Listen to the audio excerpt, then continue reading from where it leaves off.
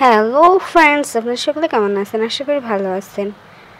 পাঠ করছি প্রেম ঘর, লেখনীতে নার্গিস সুলতানা রিপা, পর্ব সংখ্যা 51 থেকে। স্যার প্লিজ ওঠো, এখন পরে। কি বলো পরে কেন? দেখো দিনের বেলা অনেক হয়েছে, এবার উঠো প্লিজ। স্যার নওশিনের গাল থেকে মুখ তুলে বলে, ইস তুমি না পুরাই। কি না, কিছু না, হয়েছে, এখন সরো। এই বিকেলবেলা আবার আমাকে গোসল করতে হবে কেন? আমি আসছি না, আমি করিয়ে দেবো। ইস আহ্লাদে বাঁচছে না আমার স্বামী। হা হা হা, এটা কি ছিল? সরে তো কিছু ছিল না। এই ওই সব মুহূর্তের পর তো সব মেয়েদেরই একটু মিষ্টি মিষ্টি ছোট আদর ভালো লাগে, তোমার লাগে না কি? এই সালাদ, ওকে ওকে আর বলবো না, তবু একটা কর্পাস সিমটি দিও না। দেখো তো পিঠটা খামচিয়ে কি করেছো। মেয়ে বিয়ে রক্তও পড়ছে। সালাদ নওশিনের উপর থেকে সরে নওশিনের দিকে পিঠে দিয়ে বসে। নওশিনের শরীরটা চাদরে পেঁচিয়ে উঠে বসে। সালাদ পিঠে দেখে নওশিন অবাক। নওশিনের হাতের নখ স্বাভাবিক নখ বড় করে না, অথচ এমনভাবে খামচিগুলো লেগেছে যে সালাদের পিঠের চামড়াগুলো উঠে গেছে জায়গায় জায়গায়। নওশিন সালাদের পিঠে হাত বুলিয়ে দিয়ে বলল, আমি সরি জান, এত রাগ কী করে হলো আমি বুঝতে পারিনি। আম সরি, প্লিজ কিছু মনে করো না। নওশিনের চোখে পানি এসে গেছে। সালাদ বুঝতে এক মুহূর্ত লাগলো না যে তার নওশিন কান্না করছে। সালাদ পিছন ফিরে নওশিনকে নিজের বুকে জড়িয়ে নেয়। এই পাগলি, এর জন্য কান্না করছো তুমি? আমি তো জাস্ট মজা নিচ্ছিলাম জান। এই সময় এমনটাই হয়। এখানে ব্যথা হয় না জান। তোমার ওই খামচির দাগগুলো আমার জন্য সুখ ছাড়া কিছুই না। এই খামচিতে জ্বালা করে না জান, নিজেকে সুখী মনে হয়। তবু আমি কতটা ব্যথা দিলাম তোমায়। আমি খুব খারাপ যে কিনা নিজের হাজব্যান্ডকে ব্যথা দিই। এই বোকামি, এই ব্যথাগুলো নিজের হাজব্যান্ড ছাড়া আর কাউকে দিতে নেই। সাদাত হা হা হা। আচ্ছা জান পাখি, তুমি আমাকে একটু খামচি দিয়ে কান্না করছো আর আমি তো তোমার কতভাবে ব্যথা দিলাম।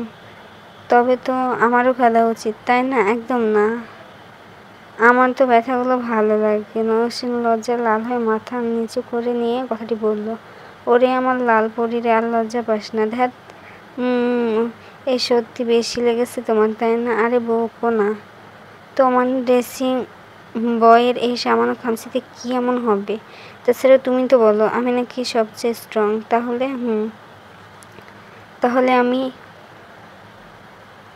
তবে আমি কিন্তু ইচ্ছে করেই দিইনি। সারাদ নওশিনের কানের কাছে মুখ নিয়ে বলল, সেক্সি লেডি, আমি জানি আপনি ইচ্ছে করে দেননি। আপনি নরম শরীরের শক্তদেহী পুরুষ, যখন কিস বিট অ্যান্ড প্রেশার দিয়ে জ্বালা ধরিয়েছে তখন আপনি মাতাল হয়ে এগুলো করেছেন। নওশিন শেষ। কি বলে না বলে সাদাত। নওশিন কিছু বলছে না। সাদাত নওশিনের দিকে এগিয়ে গিয়ে নওশিনের চোখে চোখ রেখে বলছে, ম্যাম লজ্জা করছে? লজ্জা পেয়েও না সুন্দরী, লোভে পড়ে যায়। জানো তুমি যখন ভালোবাসার মুহূর্তটাতে লজ্জা পাও, আমার না তোমাকে কামড়ে শেষ করে দিতে ইচ্ছে করে। মুখ খোলা নওশিন, ইচ্ছে হয় কি? তুমি তো অনেক জোরে জোরে এই কামড় দাও। সাদাত মাথা তুলে চুলকে বললে, কি করবো বলো তো? তুমি এই অবস্থায় পেলে আমি যে আউট অফ কন্ট্রোল। তাই তো হয়েছে, আর বলতে হবে না। কই যাও? কি হাতছাড়া? গোসল করতে হবে তো নাকি পরে? না এখনই। আসর আজান দিয়ে দিবে তো, এখন অনেক সময় বাকি। উফ সাদাত, তুমিও না। আমি জানি আমি খুব রাগী, খুব বাজে, তবুও তোমার। নওশিন মুচকি হেসে বলে, সাদাত ইয়াহ কিউটি, এখন বলো তো, আমি যখন তোমার সারা শরীরে ঠোঁট ছোঁয়া দিই, কামড় দিই তোমার ওই নরম বুকে। নওশিন কথাটা শেষ করতে দিল না, তার আগে সাদাতের মুখ চেপে ধরল। চুপ, একদম চুপ। আসলে নির্লজ্জ একটা। সাদাত নওশিনের হাত থেকে নিজের মুখ থেকে সরিয়ে নিয়ে বলছে, বারে করতে পারি আর বলতে পারবো না। ইস কি লজ্জা, কি লজ্জা। সাদাতটা আসলে পারে বটে, এখন কিন্তু জোরে চিমটি দিব। ছাড়ো, একটু পরে দেখবে অরূপ আসবে আমার কাছে। গোসলটা তো করতে হবে, গোসল না করলে হা হা হা। স্যার তুমি না কি সব বলো? ছি। ওকে ওকে ছাড়লাম, আমিও আসি না। আহারে হে, আমি কিন্তু চাইলেই ঢুকতে পারি, আমার পারমিশন লাগবে না। নেহাত আমি ভদ্র তাই। আহা গো, কি ভদ্র মানুষ। নওশিন জামাটা পরে নিয়ে বিছানা থেকে নেমে যায়। হাঁটতে গিয়ে হঠাৎ, ও মা, এ কি হলো? কিছু না। সাদ নওশিনকে ধরে মুচকে হাসছে। সাদ বেশ ভালো বুঝতে পারছে নওশিন কেন চিৎকার করলে। হাসছো কেন তুমি? তুমি হাঁটতে পারছো না কেন? কে বললো হাঁটতে পারছি না? ছাড়ো, আমি ঠিক পারবো। ম্যাডাম, আমি যা করেছি না তাতে আপনার মতো চড়ুই পাখি এই অবস্থা হয় স্বাভাবিক। কথাটা শুনে নওশীন বোধহয় একটু খারাপ লাগলো। অভিমান এসে গেছিল মনের ভেতরে এক মুহূর্তের জন্য, কিন্তু সেটা আবার কোথায় যেন মলিন হয়ে গেল। নওশীন স্যারের দিকে একটু অন্যরকমভাবে তাকিয়ে আছে। সে তাকানোর ভাষা বুঝতে পারলো সারাত। না না, আমি সেরকম কিছু বলিনি। তুমি আমার জন্য পারফেক্ট। আমি তো জাস্ট বললাম আমি একটু বেশি হয়েছে আর বলতে হবে না, আমি সেরকম মনে করিনি। আর শোনো, আমি চড়ুই পাখি হই বা উট পাখি, তুমি বেশি করো বা কম করো, সবটা শুধু আমার। আমি ব্যতীত আর কেউ না, বুঝলে? ইয়া ম্যাডাম, তাহলে আমি পরের বার থেকে আরও একটু বেশি বেশি করব। নিতে পারবে তো সারাত? হা, চলো এবার। সারাত নওশীনকে কোলে তুলে নিয়ে বাথরুমে নিয়ে যেতে থাকি। আরে কি করছো? নামাও। চুপ। আজকে আমি শাওয়ার নেওয়াবো তোমায়। না এটা সম্ভব না। নামাও তুমি আমায়। চুপ বলছি, না হলে কিন্তু ঠান্ডা পানিতে ডুবাবো। ঠান্ডা পানিতে নওশীন কখনো গোসল করে না, দূরের কথা হাত পর্যন্ত লাগায় না। ওই যে একটুতে ঠান্ডা লাগে তাই নওশীন চুপ হয়ে চাঁদের কোলেই রয়ে গেল। চাঁদ ওয়াশরুমের দরজা খুলে নওশীনকে ভেতরে নিয়ে ডিরেক্ট বাথটবে। ও এভাবে কেউ টবে পেলে ব্যথা পায় না? আমি না ভুলে গেছিলাম যে তুমি ব্যথা পাও। মানে হলো আমি জানি আমার জানটা একটু ব্যথা পেয়েছে, তাই আমি সেই ব্যথাটা কমানোর জন্য এখন জানটাকে নিজের হাতে শাওয়ার করিয়ে দেবো। আর তারও আগে যে ভালোবাসা ব্যথাগুলো দিয়েছি সেটার জন্য জানটাকে আমি শাওয়ার করানোর পর নিজ হাতে শাড়ি পরিয়ে দেবো। নওশীন কিছু বলল না। সারাতে শাওয়ার করবে বলে বাধা দিল না। কেন দিবে? হাজব্যান্ড ওরা শাওয়ার করাতেই পারে। আর তাছাড়া নওশীন যদি এখন সারাতকে শাওয়ার করতে না দেয়, সারাতের মেজাজে 360 ডিগ্রি হয়ে যাবে। সেটা আমাদের নওশীন খুব ভালো করে জানে। তাই সাদাদের সব বায়না হাসি মুখে মেনে নিল। অবশ্য নিজের স্বামী এমন ভালোবাসা কে না চায়? আর নওশীন মনে বিয়ের আগে থেকে এমন একটা চাওয়া ছিল যে সাদাকে নিজ হাতে শাড়ি পরিয়ে দিবে, সেটা আজ পূরণ হবে। নওশীনের ভেতর যেন অন্যরকম সুখের হাওয়া বইছে। যে সুখ শুধু নওশীনের জন্য, হ্যাঁ শুধু নওশীনের জন্য। একমাত্র নওশীনই জানে এই সুখের কোনো মাত্রা হয় না কোনো সীমানা। এ যেন অসীম এক প্রেমঘরের আবেশ।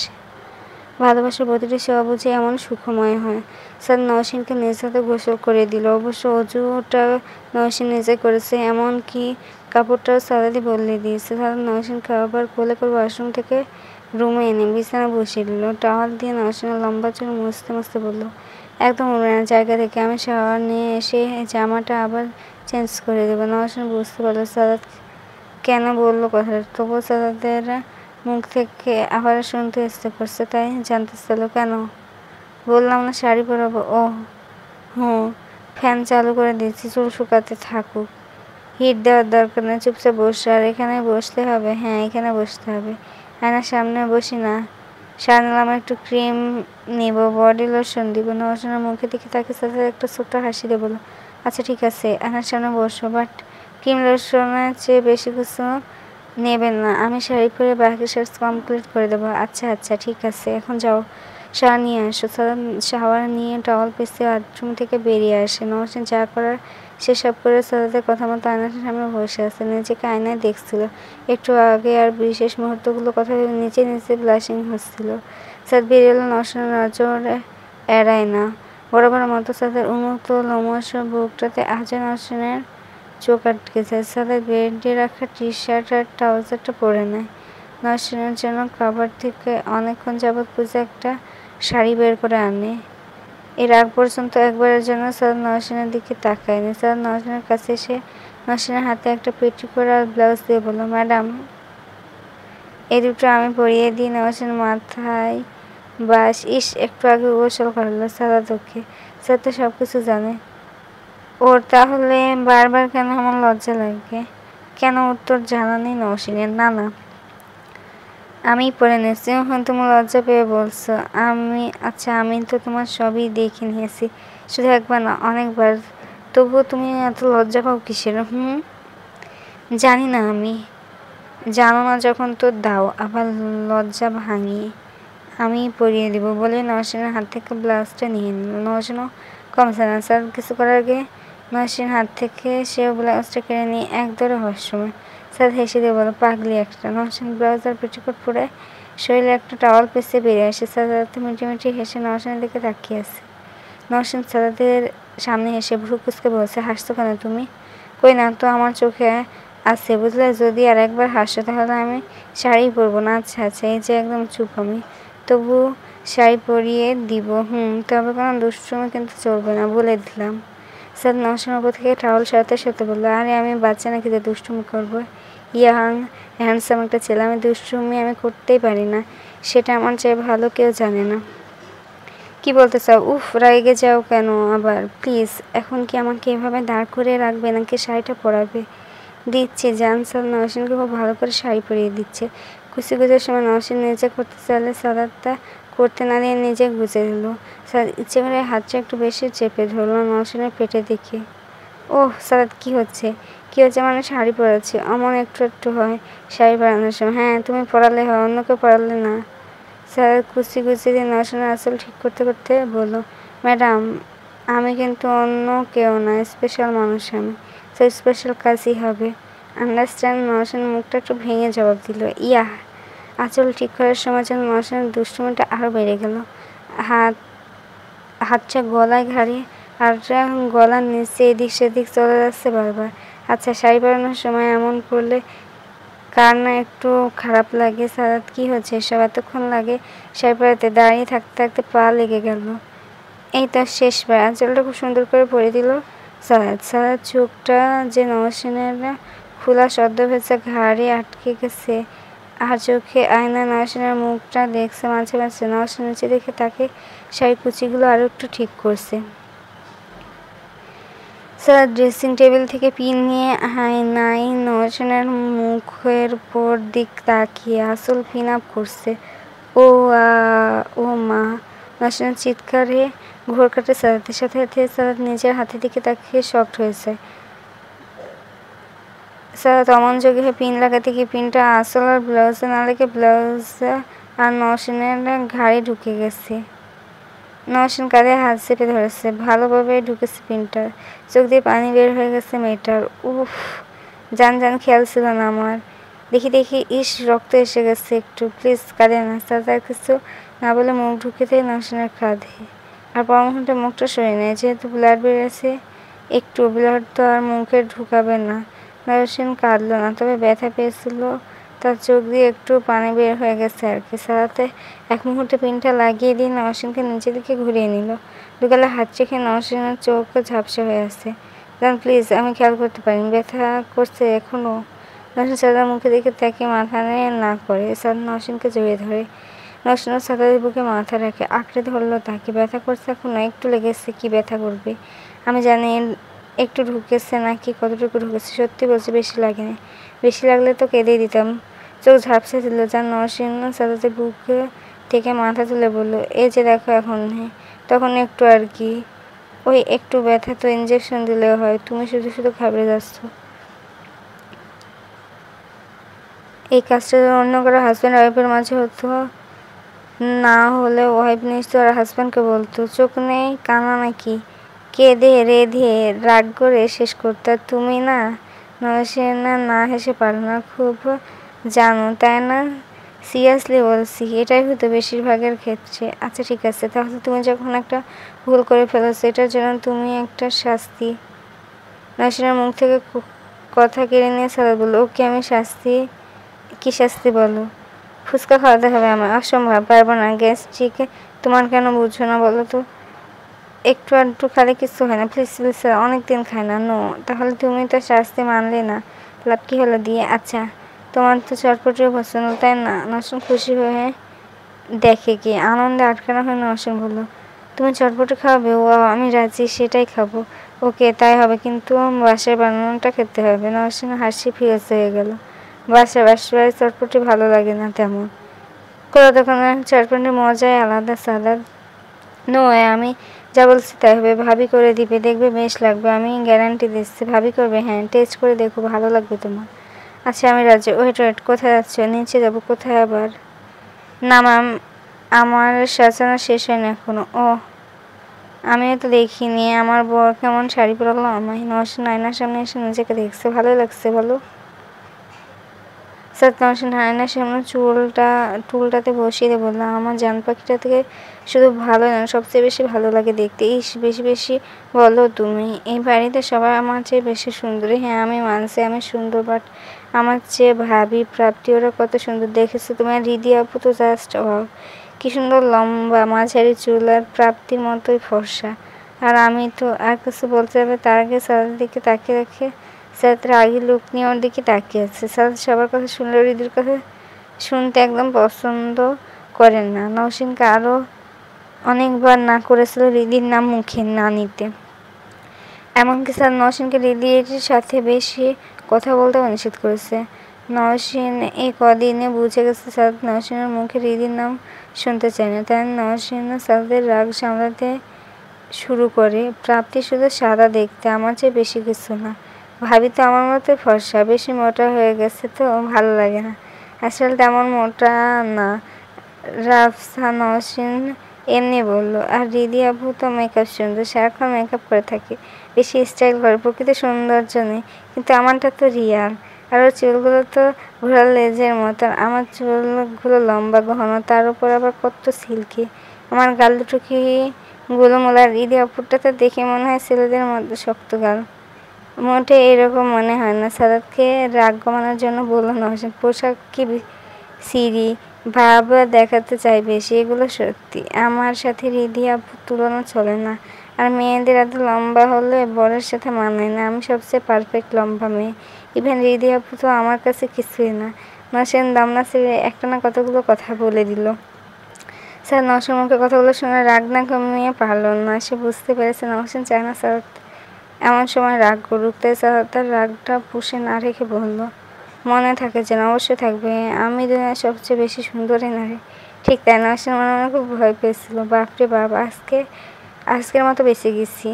আচ্ছা, আমি কি আসলে এত সুন্দর স্যার যে বলে? রিদি আপু তো আসলে আমার থেকে সুন্দর দেখতে। হ্যাঁ, এটা ঠিক, ও বেশি সাজে আর আমি নর্মাল থাকি। আমার চুলগুলো আসলে এবারে সবার থেকে সুন্দর, তবুও সাদাত বেশিই বলে। সাদাত নওশিনের চুল আঁচড়ে দিচ্ছে আর তখন বলে, ম্যাডাম, আয়না দেখে লাভ নেই, আপনি আমার কাছে পৃথিবীর সবচেয়ে সেরা সুন্দরী। আমি কোনো বেশি কিছু বলিনি। নওশিন মুখে কিছু বললো না, মনে মনে আবারও বলল, বাহ, মনের কথা জানে দেখি। সাদাত আবারও বলে, ভালোবাসি যে তাই মন পড়তে জানি। নওশিন সত্যি এবার হেসে ফেলল। সাদাতও হাসলো। হ্যাঁ, মহারানী হয়েছে, আর কত বসে থাকবে? আর বাসায় কি সেজে বেড়াবো আমি? চুপচাপ বসো, একটা কথাও বলবে না। স্যার নওশিনের চুলগুলো একপাশে সিঁথি কেটে বাঁধলো না, কারণ চুলগুলো ভালো করে শুকায়নি। চোখে হালকা করে কাজল দিল আর ঠোঁটে হালকা লিপস্টিক, আর কিছু না, কোনো মেকআপ না। ব্যাস, আমার মহারানীর সাজ কমপ্লিট। নওশিন আয়নার দিকে তাকালো। বেশ লাগছে নিজেকে দেখতে। বাদামি রঙের একটা স্পেশাল সিম্পল শাড়ি শুধু সুন্দর করে জড়িয়ে আছে নওশিনের ফর্সা গড়নের শরীরে। চুলগুলো একপাশে সিঁথি করে রাখা, খোলা চুলে, চোখে একটু সাজ আর ঠোঁটে সামান্য লিপস্টিক, যেন অপসরের মতো লাগছে দেখতে। সাজটা তো খুবই সিম্পল, তাহলে এত সুন্দর কি করে লাগছে? মনে মনে বলল, দেখি তোমার আর আমার মনে মনে কথা বলতে হবে না। আমার জান এমনিতে অপসরা, আজ আমি সাজিয়ে দিয়েছি, তা আরও বেশি অপরূপ লাগছে। স্যার নওশিনকে টুল থেকে তুলে দাঁড় করিয়ে নিল নিজের সামনে। পা থেকে মাথা পর্যন্ত খুঁটি খুঁটে দেখে নিল একবার। নওশিন ঠোঁটের কোণে হালকা হাসি নিয়ে লজ্জারে নিচের দিকে তাকিয়ে আছে। স্যার কিছু বলতে যাবে তার আগে নওশিন স্যারকে জড়িয়ে ধরে স্যারের বুকে মুখ লুকিয়ে নেয়। স্যার তা আঁকড়ে নিল নওশিনকে, আর কিছু বলল না।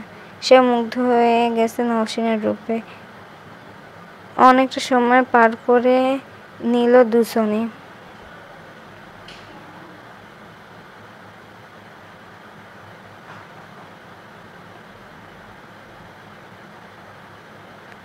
একে অপরের নীরবভাবে জড়িয়ে রেখে। নীরবতা ভাঙে নওশিন। সাদের বুক থেকে মাথা তুলে বলল, আমার চটপটে। সাদ হেসে বলল, তোমার তো চটপটে, আর আমার যে এই রূপ দেখে চুপ বেশি বেশি সব সময়।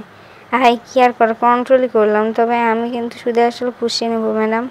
যাও তো। হা হা, লজ্জাবতী রে। মিষ্টি আসে নওশিন। সাদ নওশিনের কপালে ভালোবাসার উষ্ণতা দিয়ে বলল, আচ্ছা চলো, এবার তোমার চটপটি খাওয়ার ব্যবস্থা করি। হাসি মুখ নিয়ে নওশিনও মাথা নাড়িয়ে সম্মতি জানিয়ে দিল সাদাতকে। সাদাত রুমের দরজা খুলতে যাবে তখনই, এই দাঁড়াও। কি স্যার নওশিনকে টেনে রুমে আবার রুমের ভেতরে নিয়ে যাই, কি হলো, যাবে না নিচে? যাবো তো তাহলে। শোনো না, বলো। বলছি যে হ্যাঁ। কি হলো বলো।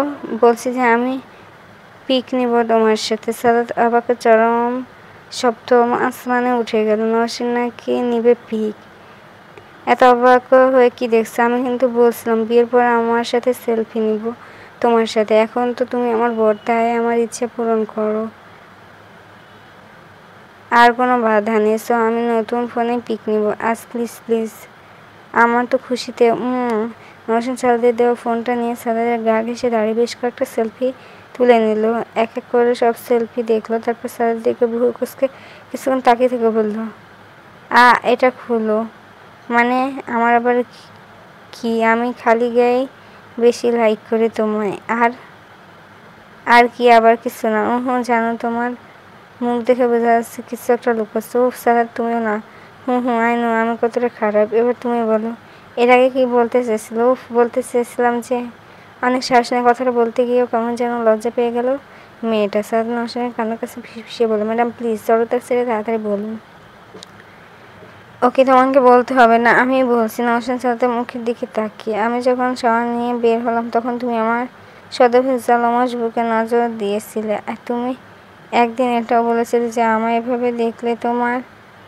নওশীন সাদাতের মুখে হাত দিয়ে কথা আটকে দিল। চোখে চোখ রেখে বলল, বুঝতে যখন পেরেছো তো ইচ্ছেটা পূরণ করছো না? সাদাত কোনো কথা বলল না। একটা ছোট্ট মুখ বাঁকানো হাসি দিয়ে একটা নিজের টি শার্টটা খুলে ফেললো। নওশীনের হাত থেকে ফোনটা নিয়ে নওশীনের পিঠ নিজের বুকের সাথে লাগিয়ে দিয়ে অপর আরও বেশ কয়েকটা পিক তুলে নিল। নওশীন মুহূর্তে মাঝের পরম আনন্দে সাদাতের সাথে তাল মিলাতে বিভিন্নভাবে পোজ দিতে থাকে। একটা পিক তো নওশীন নিজের ইচ্ছাতে সাদাতের বুকে কিস করেছে, আর সাথে সাথে সেটা একটা রোমান্টিক পিকে পরিণত হয়েছে। ওয়াও, পিকগুলো কিন্তু সুন্দর হয়েছে, তাই না? আমার জানটা যে কত সুন্দর। আমার চেয়ে তুমি বেশি। ইস, তোমার পিকগুলো বেশি সুন্দর। খালি গায়ে? এগুলো আমি পাসওয়ার্ড দিয়ে রাখবো। কেন? এগুলো কেন? দিলে সবগুলোই দিবে। আর এখানে লক করার কি আছে? তোমার ফোনে তো, দেখলে খুব হলে তোমার ফ্রেন্ডরাই দেখবে। তাই তো লক করতে হবে। ওয়েট। আমার সাথে এমন ড্যাশিং বডি দেখে যে কোনো মেয়ে প্রেমে পড়ে যাবে। আর তাছাড়া শাওয়ার নেওয়ার কিছুক্ষণ পরে খালি গায়ে পিক নেওয়া, এই পিকগুলোর মধ্যে একটা বিশাল বিশেষত্ব আছে। আমার বান্ধবীগুলো যে আছে সে সব কয়টা হ্যান্ডসাম ছেলে দেখলে পাগল হয়ে যায়। যদি তোমার দিকে নজর পড়ে। আচ্ছা হ্যাঁ, আমি চাই না আমার বরের দিকে অন্য কারো নজর পড়ুক। নওশীন তো প্রায় সাদাতকে এরকম কথা বলে থাকে, কিন্তু আজ নওশীনের মুখে এসব কথা শুনে সাদাতের ভেতরে অজানা ভয় কাজ করছে। আচ্ছা জান, তুমি যদি জানো যে তোমার চেনা কেউ তোমার সাদাতকে চায়, তাহলে? এমন একটা প্রশ্নের জন্য নওশীন মোটেও প্রস্তুত ছিল না। মানে? সাদাত নওশীনের কাঁধের ওপরে হাত দিয়ে কাছে এনে বলল, ধরো আর কি তোমার কোনো ফ্রেন্ড আমাকে খুব লাইক করলো, তাহলে? একটু খারাপ তো লাগবে, বাট লাইক করুক বা লাভ করুক, যে করবে ওর তো বিবেক থাকা উচিত যে তুমি আমার বর। তবু যেহেতু মনের ওপর কারো হাত নেই, পছন্দ করলে সেটাকে কন্ট্রোল করে নেওয়া উচিত। তবে তবে আমাকে কে লাইক করলো সেটা আমার কাছে তেমন কিছু না। আমার কাছে তো এটা সবচেয়ে বড় যে তুমি কাকে লাইক করো, ব্যাস, আর কিছু না। নওশীন, কি আসলে কেউ আবার লাইক টাইক করেন নাকি? হি হি হি হি। সাদাত নওশীনকে ভালো করে চিনি। এই মুহূর্তে যদি নওশীন জানতে পারে ইদি সাদাতকে ওর আগে থেকে প্রপোজাল দিয়েছে আর এখনও চালিয়ে যাচ্ছে, তাহলে কষ্ট পেতে পারে। আর হয়তো বা এটা ভেবে বেশি কষ্ট পাবে যে সাদাত আগে কেন বললো না। তাই সাদাত এরকমভাবে বলতে চাইলো আর বললো না, কারণ সাদাত চায় না এই মুহূর্তের জন্য হলেও নওশীন হাসি মুখটা মলিন হয়ে যাক। হ্যালো, কি ভাবছো? না কিছু না। বললাম যে কেউ লাইক টেক করে নাকি, এটা কিন্তু মজা করে বলেছি, কিছু মনে করো নি নয়তো। নওশীন, আমি তোমার হাজবেন্ড, এটুকু তুমি বলতেই পারো। তার জন্য আবার বলার কি আছে? কিছু মনে করেছি কিনা? তাহলে আমাকে শক্ত করে জড়িয়ে ধরো। সাদাত হেসে দিয়ে নওশীনকে নিজের খোলা বুকে আগলে নিল। নওশীন সাদাতের বুকে মাথা রেখে চোখ বন্ধ করে নিয়েছে। একটা চিরচেনা ঘ্রাণ পরম সুখে শুষে নিচ্ছে সে। সাদাতের যেন একটা মিষ্টি সুবাস পাচ্ছে, আর সেটা হচ্ছে নওশীনের চুলে যেন মাতাল করা একটা ঘ্রাণ। নওশীন সাদাতের বুকে নাক ঘষে নিয়েছে অনেকক্ষণ যাবৎ। I love you. সাদাত নওশীনের পিঠে স্লাইড করতে করতে জবাব দিল, আই লাভ ইউ টু সোনা। নওশিন সারাদের বুকে একের পর এক চুমু খেয়ে যাচ্ছে।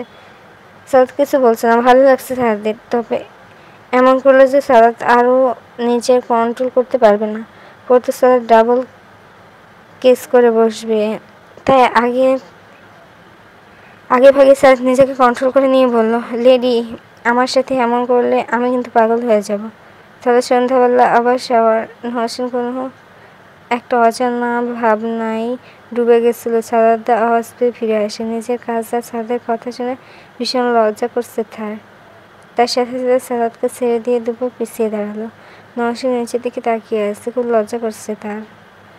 সব কিছু হয়ে যায়, তারপর যে আবারও কেমন লজ্জা করে ভেবে পায় না নওশিন। ম্যাডাম, লজ্জা পেও না প্লিজ। নওশিন তবুও নিচের দিকে তাকিয়ে সারাদ আর কিছু বলল না। নওশিনের কাছে গিয়ে নওশিন কিছু বুঝে ওঠার আগে এক হাতে ওর কোমরে আর অন্য হাত চুলের পেছনে দিয়ে ধরে ঠোঁটে ঠোঁট ডুবিয়ে দিল। না, নওশিন এক বিন্দুও বাধা দিল না, সাথে সাথে তাল মেলাতে শুরু করলো। সারাদ শুষে নিচ্ছে নওশিনের ঠোঁট, লিপস্টিকটাও খেয়ে নিচ্ছে পরম সুখে। দুজনে চোখ বন্ধ, দুজনের ঠোঁটের স্বাদ নিতে ব্যস্ত। নতুন বউ, দরজা খোলো, আমি আসবো। দরজা ঠাস ঠাস করে থাপ্পড় সব বসাচ্ছে অরূপ। এই নতুন বউ, আমি আলবো। দরজা খোলো। দুজনের হুঁশ ফিরে অরূপের ডাকে স্বাভাবিক হয়ে দাঁড়ালো দুজনে। সাথে নিজের মাথা পেছন চুলকে মিটমিট করে আসছে। আর নওশিন লজ্জা পেয়ে গেছে আবার সারাদের এমন হাসি দেখে।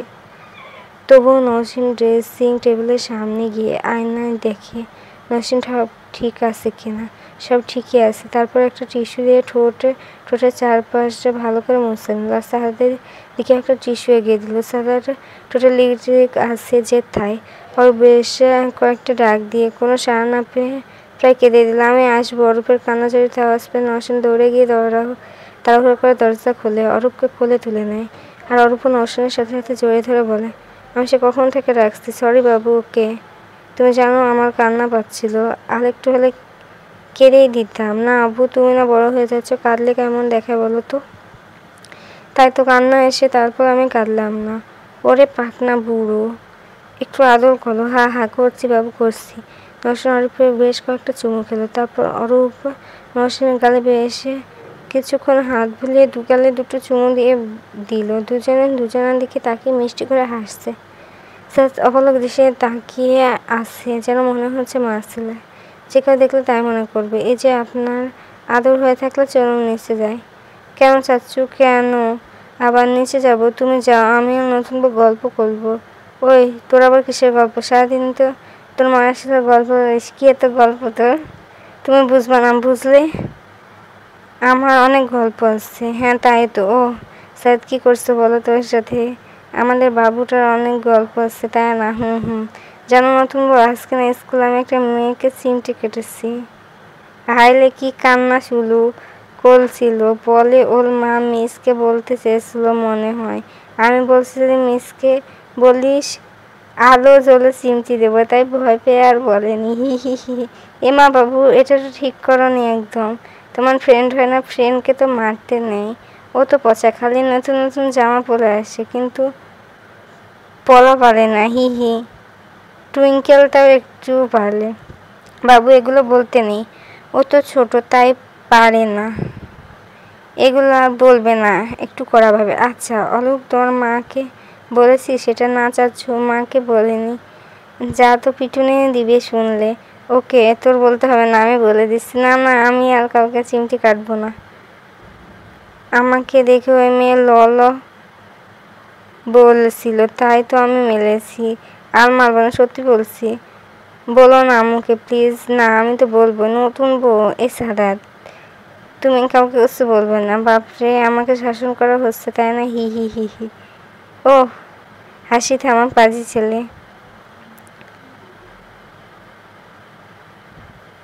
মেয়েটা তাহলে কি দোষ? ওহ স্যার, তুমিও না, চলো নিচে চলো।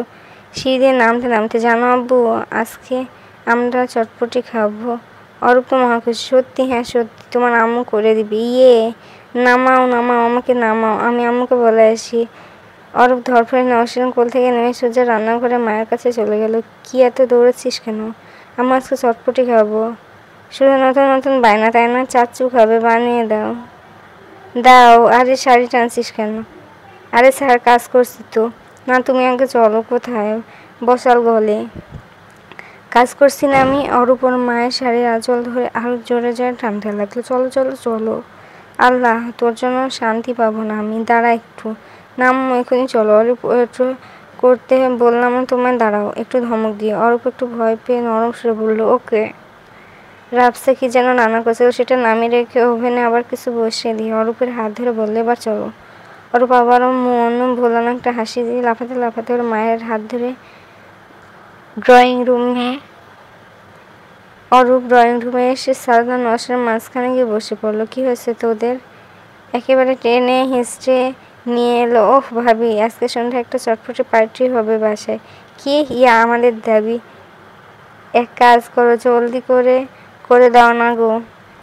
তোরা না, কত কাজ আমার। ভাবি, আমারও না তোমার হাতে চটপটে টেস্ট করার খুব ইচ্ছে হয়েছে। প্লিজ ভাবি, করে দাও না। আচ্ছা, করে দেবো, তবে সন্ধ্যার পর খেতে পারবেন, একটু টাইম লাগবে। নওশীন আর অরূপ খুশিতে একে অপরকে জড়িয়ে ধরল। আস্তে আস্তে সোফা না ভেঙে ফেলায় দুজনে। ভাঙবে না, আমরা তো তোমার মতো ভারী না। হি হি।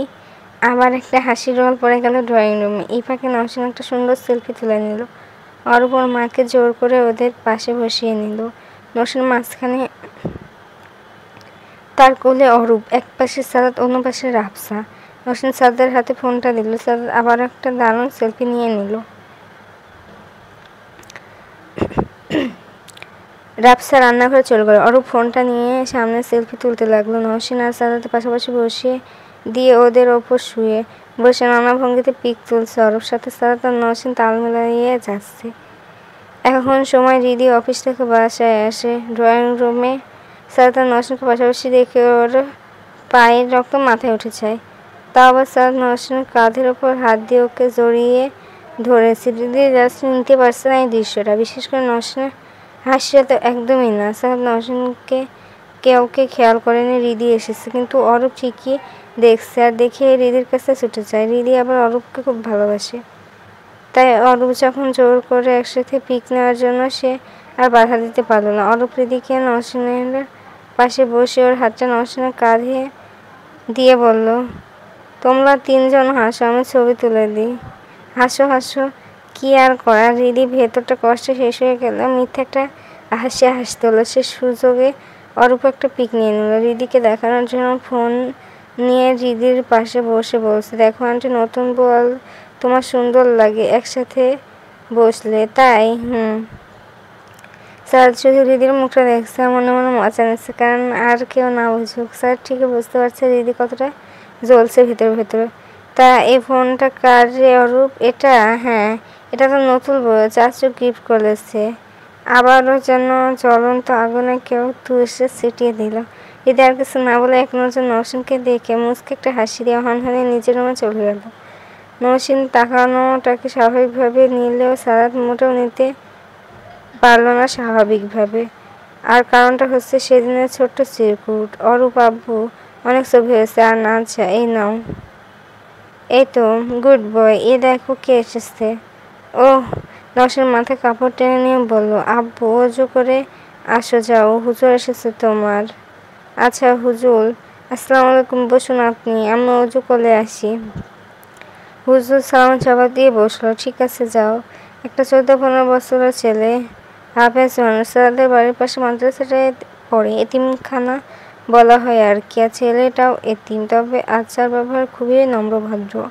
অরূপকে পড়ানোর বদলে ওর পড়ালেখার খরচটা অরূপের বাবা বহন করে। বেশ ভালো সম্পর্ক এ বাড়ির মানুষের সাথে। আসসালামু আলাইকুম কাকা। স্যার সালামের উত্তর দিয়ে ছেলেটাকে ভালো মন্দ জানতে চাইলো। সে কি? রাহুল, দাঁড়িয়ে আছো কেন? বসো।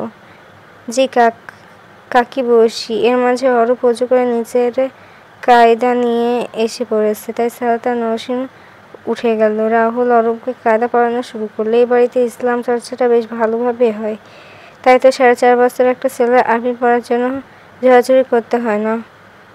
হুজুর দেখা মাত্র সুন্দর করে অজু নিয়ে পড়তে বসে গেল। স্যার নিজের রুমে চলে যাওয়ার পর নওশীন রান্নাঘরের দিকে রাহুলের জন্য কিছু নাস্তা এনে দিল। কি জানি এতিমখানায় কিছু টাকার বদলে কি খাওয়ানো হয়। অরূপের মা অনেক জোর করেছে ছেলেটাকে এ বাড়িতে খাওয়ার জন্য, কিন্তু ছেলেটা শোনে না। তাই ওর খাওয়ার টাকাটা অরূপের বাড়ি থেকে দেওয়া হয়। তারপরও যখন পড়াতে আসে সবাই কিছু না কিছু খেতে দেয়, আর রাহুলও জড়টা না করে সব আবদার পূরণ করে। ধন্যবাদ সকলকে। ভিডিওটি কমেন্ট দিয়ে দেখুন। গল্পটি কেমন লাগলো কমেন্ট